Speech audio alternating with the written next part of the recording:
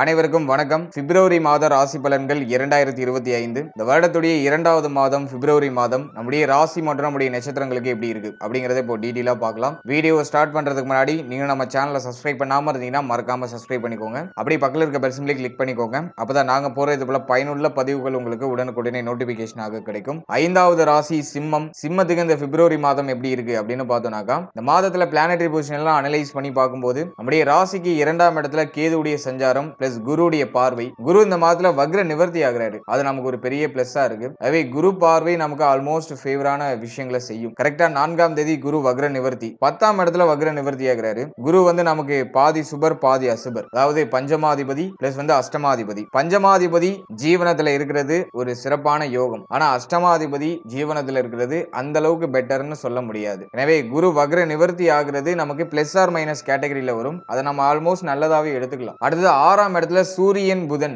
இணைவு இருக்கும். அது மாதத்தோட ஸ்டார்டிங்ல. அதே போல கரெக்டா 11ஆம் தேதி புதன் நம்முடைய ராசிக்கு 6ஆம் இடத்துல இருந்து 7ஆம் இடத்துக்கு டிரான்சிட் ஆயிடுவாரு. சோ 11ஆம் தேதியில இருந்து சனியோட கூட்டணி வைக்கிறாரு புதன். அதன் பிறகு பார்த்தோம்னாக்கா 27ஆம் தேதி மாதத்தோட எண்டிங்ல மீண்டும் ஒரு இடப்பெயர்ச்சி பண்ணி ராகுவோட போய் இணைவார். அதாவது நம்முடைய ராசிக்கு 8ஆம் இடத்துக்கு டிரான்சிட் ஆயிடுவாரு. அடுத்த சூரியனை பொறுத்த வரைக்கும் இந்த மாதத்துல கரெக்டா 13ஆம் தேதி 6ஆம் இடத்துல இருந்து 7ஆம் இடத்துக்கு டிரான்சிட் ஆயிடுவாரு. சனியோட போய் கூட்டணி வைக்கிறாரு. சனி சூரியன் சேர்க்கை 13ஆம் தேதிக்கு மேல. சோ அது நம்ம கொஞ்சம் மெயினா வாட்ச் பண்ணணும். அடுத்தது செவ்வாய் நம்முடைய ராசிக்கு 11ஆம் இடத்துல இருப்பாரு. செவ்வாய் 11ஆம் இடத்துல வக்ர நிவர்த்தி ஆகிறாரு. சோ அது நம்ம கொஞ்சம் மெயினா வாட்ச் பண்ணணும். செவ்வாய் வக்ரத்துல இருக்கிறது குற்றம், ஆனா வக்ர நிவர்த்தி ஆகிறது சிறப்பு. நம்முடைய ராசிக்கு 4ஆம் அதிபதி பாகியாதிபதி லாபத்துல இருக்கிறது ஒரு சிறப்பான ஒரு அமைப்பு. வக்ரத்துல முதல் 14 நாட்கள் இருப்பாரு. முதல் 14 நாட்கள் செவ்வாய் அன்ஃபேவரா தான் இருப்பாரு. 14ஆம் தேதிக்கு மேல செவ்வாய் வக்ர நிவர்த்தியாகி நமக்கு ஃபேவரா மாறுவாரு. சோ அது நமக்கு இந்த மாதத்துல இருக்கிற ஒரு பியூட்டியான விஷயம். அடுத்து இந்த மாதம் ஃபுல்லா சுக்கிரன் பார்த்தோம்னா நம்முடைய ராசிக்கு 8ஆம் இடத்துல இருக்கும். சுக்கிரனை பொறுத்த வரைக்கும் 3 10க்குரிய ஒரு கிரகம். அது அஷ்டமத்துல இருக்கிறது நமக்கு ஒரு வகையில ஃபேவரும் பண்ணும், ஒரு வகையில மைனஸான விஷயத்தையும் பண்ணும். அதே போல ராகுவோட கூட்டணி வச்சிருக்காரு. அதுலயும் சுக்கிரன் உச்சமா இருக்காரு. 3ஆம் அதிபதி உச்சம், 10ஆம் அதிபதி உச்சம், அதுவும் அஷ்டமத்துல. இன்னொரு காம்பினேஷன் பார்த்தோம்னாக்கா குருவும் சுக்கிரனும் பரிவர்த்தனை யோகத்தை இது காமிக்குது. அஷ்டமாதிபதியும் ஜீவனாதிபதியும் பரிவர்த்தனை ஆயிருக்காங்க. இதுவுமே நமக்கு பிளஸ் ஆர் மைனஸ் கேட்டகரியில தான் வரும். ரொம்ப பெட்டர்னு சொல்ல முடியாது, ஆனா ஓகே பரவாயில்ல, ஓரளவுக்கு அது நமக்கு நல்ல பலனா நிச்சயமா கொண்டு வந்து சேர்க்கும். இதுதான் இந்த பிப்ரவரி மாதத்துக்கான கிரக நிலைகள். இப்போ இந்த பிப்ரவரி மாதம் நம்முடைய ராசிக்கு எப்படி இருக்கும் அப்படிங்கறத டீடைலா பார்க்கலாம். முதலாவதா இந்த மாதத்தை பொறுத்த வரைக்கும் திருமண முயற்சி, திருமண வாழ்க்கை, இதுல கொஞ்சம் கூடுதல் விழிப்புணர்வோட இருக்கணும். ஏன்னாக்கா சூரியன் சனி சேர்க்கை. சூரியன் நம்முடைய ராசிநாதன், அவர் சனியோட போய் சேர்றது ஒரு குற்றம் தான். அதாவது ஒரு போட்டியை கொடுத்துரும், நீயா நானா அப்படிங்கிற மாதிரியான ஒரு போட்டியை கொடுத்துரும். சனி நமக்கு 7ஆம் அதிபதி, 7ஆம் இடத்திலேயே ஆட்சியா இருக்காரு. கண்டக சனி, அதோட போய் சூரியனும் இணையுது. சூரியனுக்கும் சனிக்கும் சுத்தமா ஆகாது. ஆகவே நீயா நானா அப்படிங்கிற மாதிரியான ஒரு போட்டியை கொடுத்துரும். ஆகவே வாழ்க்கை துணை,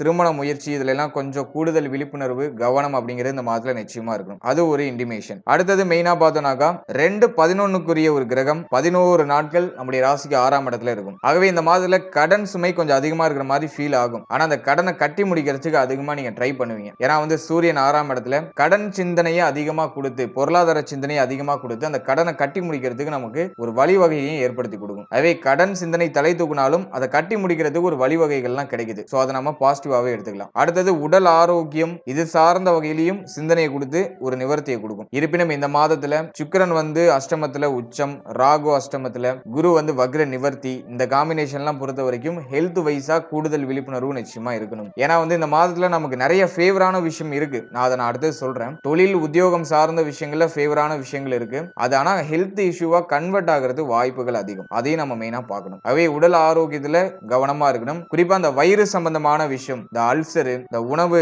சாப்பிடுற உணவு சம்பந்தமான விஷயம், அதே போல இந்த ஜீரண உறுப்பு, நம்முடைய கழிவு நீக்க உறுப்பு, இதுல எல்லாம் கொஞ்சம் கூடுதல் விழிப்புணர்வோட கவனத்தோட இருக்கணும். இது சார்ந்த விஷயங்கள் ஏதாச்சும் கவலைகள் வருத்தங்கள் வரலாம். அடுத்தது நம்முடைய தொழில் உத்தியோகம், இதை பொறுத்த வரைக்கும் குரு சுக்கிரன் பரிவர்த்தனை, அதுவும் அஷ்டமத்துல, இது நல்லதையும் பண்ணும், அதே சமயத்துல அதுக்கு ஈக்குவலான கொஞ்சம் பாதகமான பலன்களையும் கொடுக்கும். அதாவது தொழில் ரீதியா நிறைய வாய்ப்பு கிடைக்கும், உத்தியோக ரீதியா நிறைய வாய்ப்பு கிடைக்கும். அதை நம்மளால சரியா பயன்படுத்த முடியாத ஒரு சுச்சுவேஷனையும் சேர்த்து அது ஏற்படுத்தி கொடுக்கும். பொதுவா 10ஆம் அதிபதி அஷ்டமத்துல வரும்போது தொழில் உத்தியோகம் இதுல ஏதாச்சும் குழப்பம் ஏற்படுறது வாய்ப்புகள் அதிகம். ஆகவே இந்த மாதத்தை பொறுத்த வரைக்கும் ஆல்ரெடி நீங்க ஒரு ஜாப்ல இருக்கீங்க, ஆல்ரெடி ஒரு பிசினஸ் பண்ணிட்டு இருக்கீங்கன்னா உடைய தொழில் உத்தியோகத்துல கூடுதல் விழிப்புணர்வோட இருக்கணும், கவனத்தோட இருக்கணும். உடைய தொழில் உத்தியோகத்துல கொஞ்சம் அதிகமா பிரஷர் இருக்கிற மாதிரி இருக்கும். நம்மளே எல்லாரும் கார்னர் பண்ற மாதிரியே ஒரு ஃபீல்லாம் வரும். மேலும் சக ஊழியர்களோட கவனமா இருக்கணும். உங்களோட பணிபுரியக்கூடிய உங்களோட எந்த ஒரு சலசலப்பும் இல்லாம எல்லாரையும் அனுசரிச்சு கரெக்டா நம்மளுடைய பாதையில் நம்ம பயணிச்சுட்டே இருக்கணும். மேலும் தொழில் உத்தியோகம் புரியுற இடத்துல ஏதாச்சும் கெட்ட பெயர்கள் ஏற்படுறதுலாம் வாய்ப்புகள் அதிகம். ஆகவே நம்ம எல்லா விஷயத்திலையும் சரியா இருக்கணும். அதுதான் இந்த மாதத்துல ரொம்ப முக்கியம். அடுத்தது பார்த்தோம்னாக்கா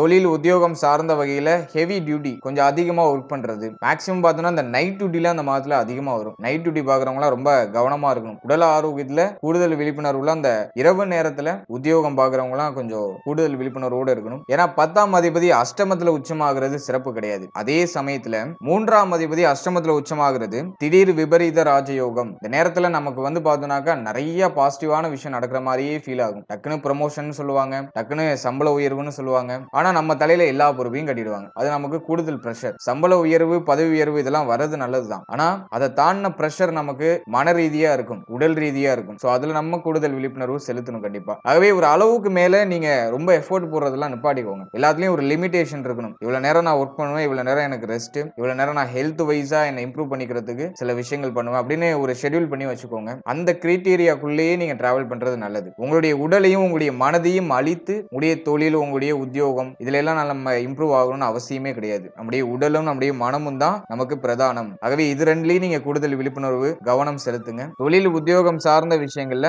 வாய்ப்புகள் வருதுனாக்கா அது உங்களால மேனேஜ் பண்ண முடியும். ஓகே நம்ம கிரைட்டீரியாக்குள்ள தான் இருக்கு, நம்முடைய டேர்ம்ஸ் அண்ட் கண்டிஷனுக்குள்ள தான் இருக்கு அப்படின்னா அதை அக்செப்ட் பண்ணி நீங்க டிராவல் பண்ணுங்க. அப்படி எல்லாம் மோஸ்ட்லி நீங்க யோசிக்காம குயிட் பண்ணிக்கிறது நல்லது. அதே பஞ்சமாதிபதி ஜீவனஸ்தானத்துல கேந்திரம் ஏறி இருக்காரு. இது வந்து பிள்ளைகள், குழந்தை பாகியம் சார்ந்த விஷயம், பூர்வீக சொத்து சம்பந்தப்பட்ட விஷயம், குலதெய்வம் சம்பந்தப்பட்ட விஷயம் இதுல எல்லாம் ஓரளவுக்கு நல்ல பலன்களை கொடுக்கும். இதுல எல்லாம் ஒரு நல்ல மாற்றத்தை சேர்த்தே கொடுக்கும். அலையும் குருவுடைய பார்வை 4ஆம் இடத்துல, குரு பார்வை 4ஆம் இடத்துல இருக்கிறதுனால தாயுடைய முழு ஒத்துழைப்பு கிடைக்கும். தாய் நமக்கு சப்போர்ட்டிவா இருப்பாங்க. தாயாரோட ஆல்ரெடி ஏதாச்சும் மன வருத்தங்கள் ஏற்பட்டிருக்கு, தாயாருக்கு ஏதாச்சும் உடல் ஆரோக்கிய ரீதியா ஏதாச்சும் பிரச்சனைகள் இருக்குன்னா அதெல்லாம் இந்த மாதத்துல நிவர்த்தி ஆகும். தாய் சார்ந்த விஷயங்கள் இருந்த குழப்பங்கள்லாம் அந்த மாதத்துல டோட்டலா நிவர்த்தி ஆகும். சோ அது நமக்கு இந்த மாதத்துல ரொம்ப ஃபேவரா இருக்கு. அதே போல இந்த மாதத்துல 14ஆம் தேதிக்கு மேல செவ்வாய் வந்து வக்ர நிவர்த்தி ஆவார். அது லாபஸ்தானத்துல. இது வந்து தாயால ஆதாயத்தையும் காட்டுது, தாயோடைய முழு ஒத்துழைப்பு அதை வந்து ஃபியூரா காட்டுது. அதே போல தந்தை சார்ந்த விஷயத்திலையும் ஒரு நல்ல இம்ப்ரூவ்மெண்ட் இருக்கும். தந்தையால ஒரு ஆதாயம், தந்தையாருடைய ஒரு முழு சப்போர்ட், தந்தையாரோட இருந்த கருத்து போராட்டம்லாம் விலகும். சோ அதெல்லாமே ரொம்ப சிறப்பா இருக்கு. மேலும் 14ஆம் தேதிக்கு மேல இந்த சம்பள உயர்வு, பதவி உயர்வு இது சார்ந்த விஷயங்களை ஒரு ஃபேவரபிளா நீங்க எதிர்பார்க்கலாம். ஏன்னா வந்து 4-9க்குரிய முழு யோகமான கிரகம் 11ல இருக்கு. அது நமக்கு பொருளாதார ரீதியா ஒரு ஏற்றத்தை கொடுக்கும். நம்முடைய கமிட்மெண்ட்லாம் ஃபுல்ஃபில் பண்றதுக்கு ஒரு நல்ல ஆப்பர்ச்சுனிட்டியை கொடுக்கும். கடன் சுமை அதிகமா இருக்குன்னா அதை இப்ப கட்டி முடிக்கிறது நல்ல வாய்ப்பு கிடைக்கும். சோ அது நமக்கு இந்த மாதத்துல இருக்கிற ஒரு பெரிய பிளஸ் ஆன விஷயம். அடுத்தது ஃபேமிலி சம்பந்தப்பட்ட விஷயங்களை பொறுத்த வரைக்கும் 2ல கேது, அது ஜனவரி மாதத்துல இருந்து அந்த கண்டினியூட்டி இந்த மாதத்துல அப்படியே கொடுக்கும். குடும்பத்துல ஒரு மாதிரி குழப்பம் இருந்தாலும் அதை சரி செய்யற அந்த பக்குவமும் இந்த மாதத்துல சேர்த்தே கிடைச்சிடும். ஃபேமிலியோட அந்த கமிட்மெண்ட்லாம் ஃபுல்ஃபில் பண்றதுக்கான வாய்ப்புகள் கிடைக்கும். புதனை பொறுத்த வரைக்கும் இந்த மாதத்துல சனியோட கூட்டணி வைக்கிறாரு, ராகுவோட கூட்டணி வைக்கிறாரு, 7-8ல கூட்டணி வைக்கிறாரு. ஆகவே தேவையில்லாத பேச்சுவார்த்தையில மேக்ஸிமம் அவாய்ட் பண்ணிக்கோங்க. நம்முடைய பேச்சுல நம்ம கண்ட்ரோல் வச்சுக்கணும். இந்த நேரத்துல நம்மளுடைய பேச்சு தான் நமக்கு முதல் எதிரியாவே இருக்கும். வாயை விட்டு மாட்டிப்போம். ஆகவே அது குடும்பமா இருந்தாலும் சரி, நம்ம உத்தியோகம் தொழில் புரியுற இடமா இருந்தாலும் சரி, பேச்சுல ஒரு நிதானம் இருக்கணும், ஒரு கவனம் இருக்கணும். ஏன்னா சனியோட சேரும்போது புதன் அப்படியே நம்ம மாட்டுவோம், ஒரு வார்த்தைகளை கண்ட்ரோல் இல்லாம நம்மள அறியாமலே தேவையில்லாததெல்லாம் பேசிடுவோம். அதே போல ராகுவோட சேரும்போது அந்த காம்பினேஷன் தான். அதுலயும் கேது வந்து 2ல இருக்கிறது,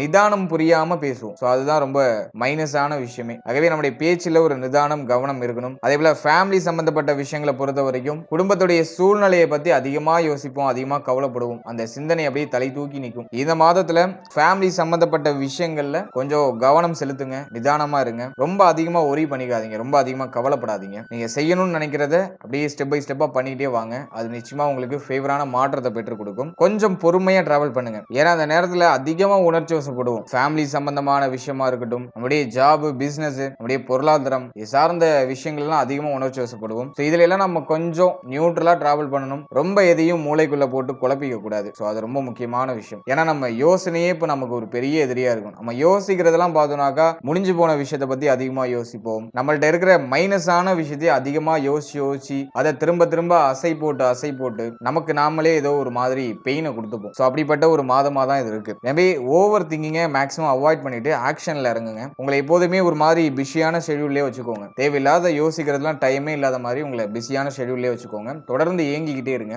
உங்களுடைய முன்னேற்றத்தை நோக்கி நீங்க மாட்டுக்கும் ஒரு வீர நடை போட்டுக்கிட்டே இருங்க. இடையில எவ்வளவு தடை வந்தாலும் சரி, தாமதம் வந்தாலும் சரி, பரவாயில்ல, இன்னைக்கு இல்லைன்னா நாளைக்கு அப்படிங்கிற மாதிரி நம்ம டிராவல் பண்ணிக்கிட்டே இருக்கணும். நமக்கு கிடைக்க வேண்டியது எப்ப கிடைக்கணும்னு இருக்கோ அப்போ அது தானாவே நம்ம கைக்கு வந்து சேரும். அது வரைக்கும் நம்ம தயாராகிட்டு இருக்கணும். அதை அடையிறதுக்கான அந்த பக்குவ நிலையை நம்ம அடைஞ்சுக்கிட்டே இருக்கணும். அதுதான் ரொம்ப முக்கியமான விஷயம். எனவே இந்த பிப்ரவரி மாதத்தை பொறுத்த வரைக்கும் கொஞ்சம் எக்ஸ்ட்ரா கேரிங் வேணும். இருப்பினும் வந்து பார்த்தோன்னா நிறைய வாய்ப்புகள், நம்ம எதிர்பார்க்காத விஷயம் நமக்கு எதிர்பார்க்காத டைமிங்ல நமக்கு ஃபேவரா கிடைக்கும். அந்த வரக்கூடிய வாய்ப்புகளை நம்ம சரியா பயன்படுத்திக்கணும்னாக்கா உடல் ரீதியாகவும் மன ரீதியாகவும் நம்ம தயாரா இருக்கணும். எனவேதான் அந்த மாதத்துல கூடுதல் விழிப்புணர்வு உடல் ஆரோக்கியம் மன ஆரோக்கியத்துல வச்சுக்கோங்க. தேவையில்லாத விஷயத்த மைண்ட்ல போட்டு திரும்ப திரும்ப அசை போட்டு உங்களை நீங்களே வருத்திக்காதீங்க. இந்த விஷயங்களை மட்டும் நீங்க சரி பண்றதுக்கு ட்ரை பண்ணுங்க போதும். மற்றபடி இந்த புதாதித்ய யோகம், பரிவர்த்தனை யோகம், 4-9க்குரிய கிரகம் செவ்வாய் லாபத்தில் இருக்கிறது, அதுவும் ஒரு சிறந்த யோகம் தான். சோ அந்த ஆக்டிவேஷன்லாம் சிறப்பா இருக்கு. அதெல்லாம் நம்ம சரியா யூஸ் பண்ணிக்கிறதுக்கு நம்முடைய உடலும் மனமும் சரியா இருக்கணும். ஆகவே உடல் மனம் ரெண்டுலயும் இந்த மாதத்துல ஹை ஃபோக்கஸ் வச்சுக்கோங்க.